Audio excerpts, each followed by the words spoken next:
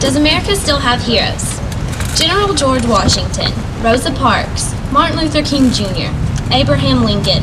These are the first names that pop into my mind when I hear the word hero.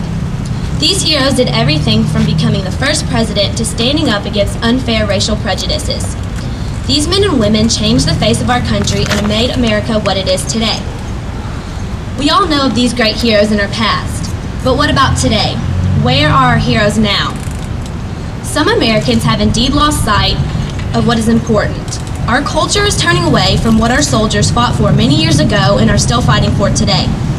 With society seemingly turning towards greed and lawlessness, the everyday Americans that stand up against this change are true heroes. Police officers are among that group of people. My cousin Kevin is a vice police officer. He works every day to make sure our streets are drug-free and safe. He risks his life for what he believes in and to protect other people's families. We see police officers every day and think to ourselves, "Aw man, here comes the cops. I'm gonna get another ticket." But I challenge people of today's society to look at the police force with a different view. These men and women risk their lives because they believe in America, not because of money or because they enjoy giving people speeding tickets. The police force helps Americans through small struggles such as car wrecks and huge tragedies such as terrorist bombings. We owe these heroes our respect. Where were you when the world stopped turning? This song, written by Alan Jackson, is about the terrorist attacks on September 11th. I remember where I was. I was in 4th grade getting ready for our science lesson. Safe and sound here in Murfreesboro, Tennessee. As most Americans watched this horror on television, the fire department of New York went straight into the danger. They went to the inferno of collapsing buildings knowing they may never come back out. John Vigiano Jr. was a New York firefighter who risked his life for other people. He bravely went in, but never came back out. Putting their own lives at stake, these brave men tried to rescue as many people as possible. That is a true hero. Thousands died on that awful day. Some died in order to save another life. What could be more heroic than self-sacrifice?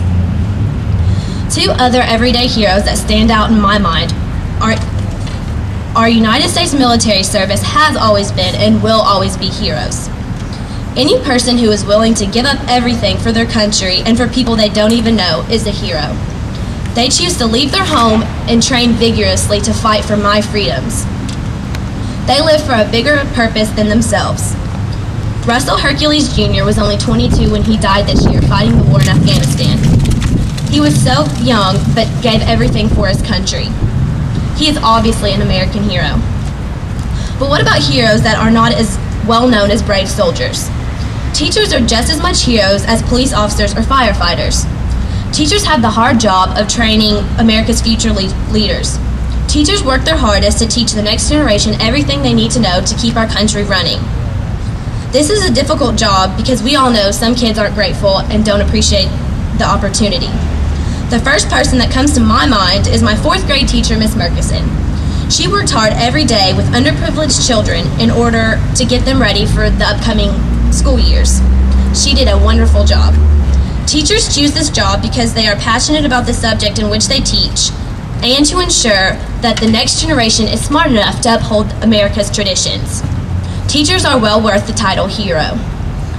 America may not still have heroes as recognizable as George Washington or Rosa Parks, but it is true that we still have heroes.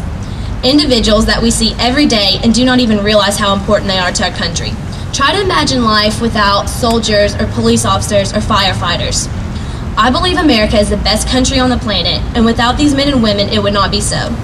So the next time you see a police officer, a firefighter, a soldier, or even a teacher, make sure to stop and think about Kevin, John, Russell, and Miss Murkison and thank them for everything they have done for you and for your country. Thank you for all of you have done for us.